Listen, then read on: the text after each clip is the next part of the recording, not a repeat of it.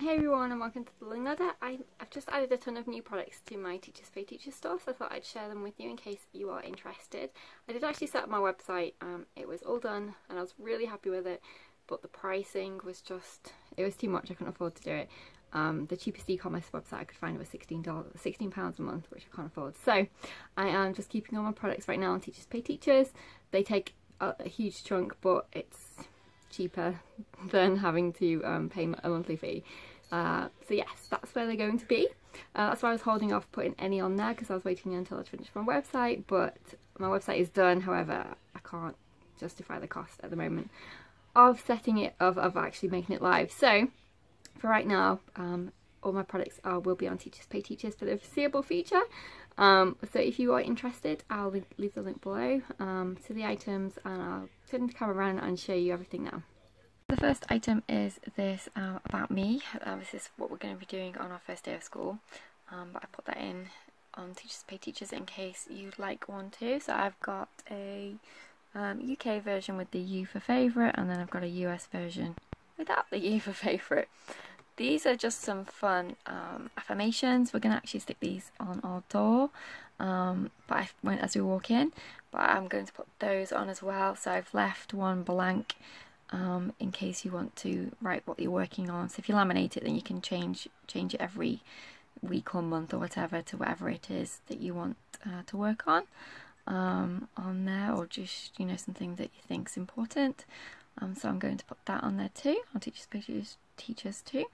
And then I'm also going to put on my writing book, so that's what I'm calling it, and then obviously your student or child can draw whatever they like in here. So this is a combination of my literature units and some interactive notebook style writing activities, but it's generic. So because I am using them for specific books, I thought it would be better to sell one that was generic, because you might not be using the same books as we are, and then it'd be something that you can use over and over again.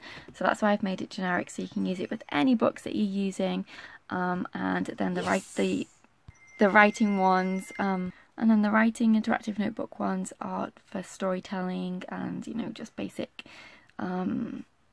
writing activities. So again, they're generic because obviously it depends on what your student or child's writing about.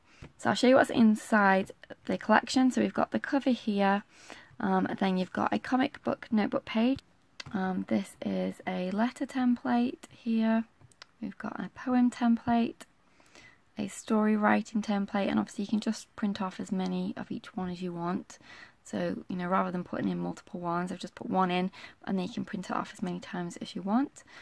We have got a book report template, a vocabulary template, then we've got a plot, conflict, setting and characters little mini book. Got a draw a character's costume. So this is basically from these first ones are all from a read aloud that you will be reading to them, or a book that they could be reading. It's up to you. Then we've got a chapter summary too, again, because we've got the U for favourite and the U without and the favourite without the U. And then an extra sheet for writing. Then I've got my roller story. Usually I fill these in depending on what book we're using, but I've left them blank so that you can use dry erase or laminate them, and then your student can or child can write their own out and draw their own pictures and everything else. I thought that would be more fun than me pre-filling them.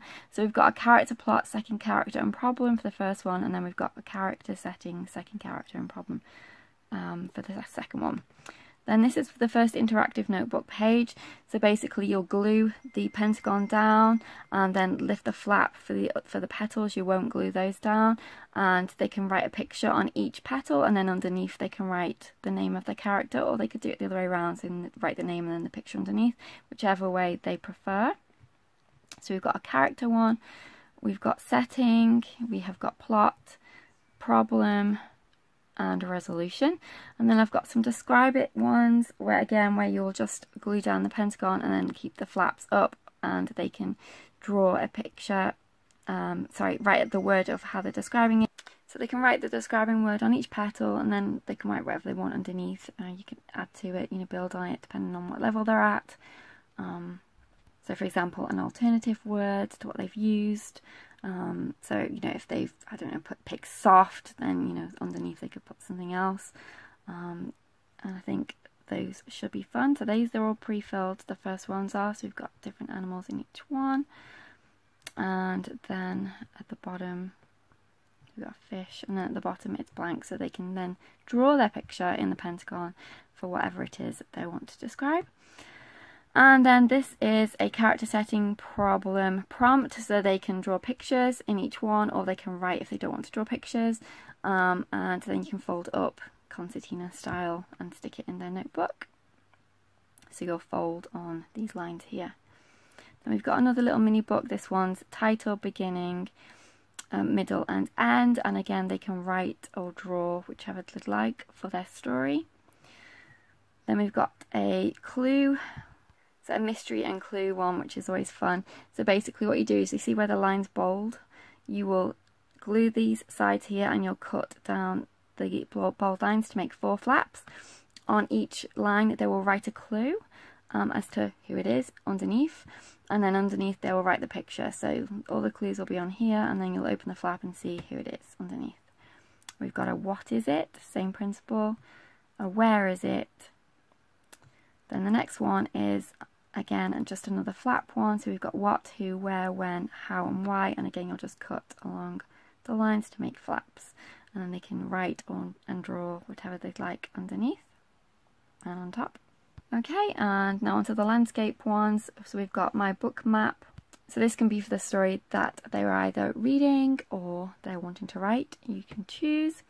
Then we've got some blank templates, so for different newspapers.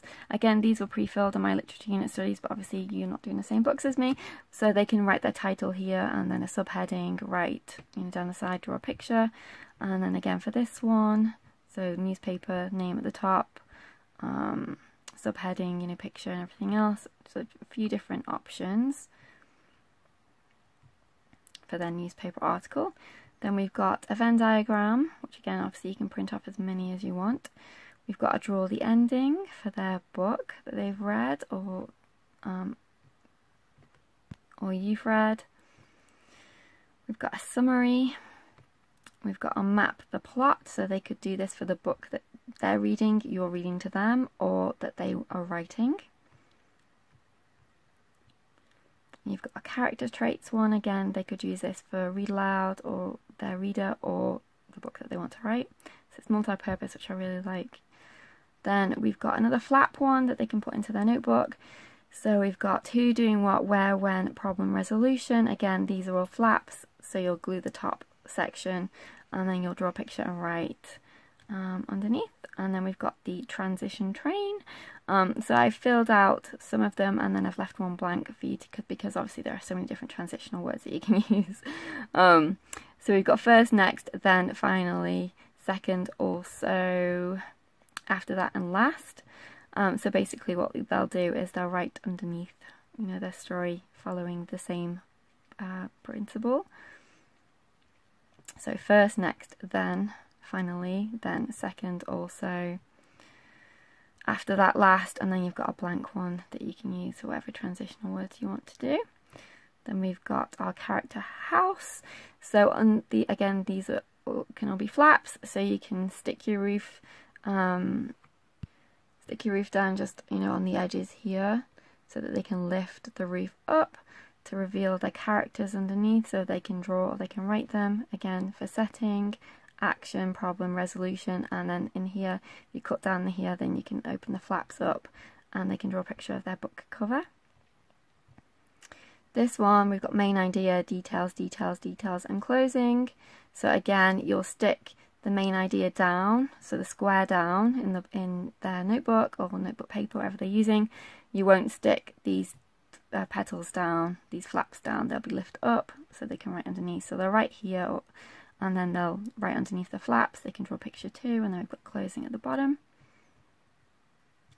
And then finally we've got a how-to one, so they can come up with whatever it is that they're wanting to write a how-to about.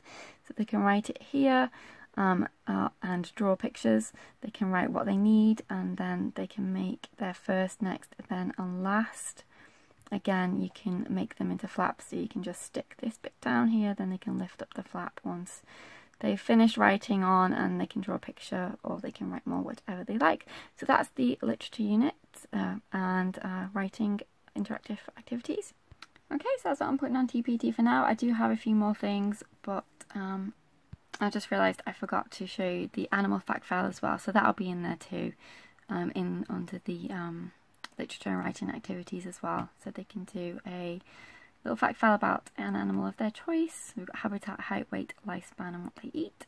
So as I was saying, I do have a few more things that I'll be putting on there, probably next week or the week after, but that's what's going up there today. Plus I've already added 2 things previously that I haven't mentioned to you. So one of them was the animal notebook page, which you can just buy by itself, but I've also included it as part of the writing bundle as well. And then the other thing is this maths daily practice sheet. So I've got one for the UK and then one for the US. They're great for Saxon if you're doing Saxon, but also you can obviously use it with any maths curriculum too, so that's on there already as a separate item as well. So that's everything. Thanks for watching, take care, and I will see you in my next video. Bye for now.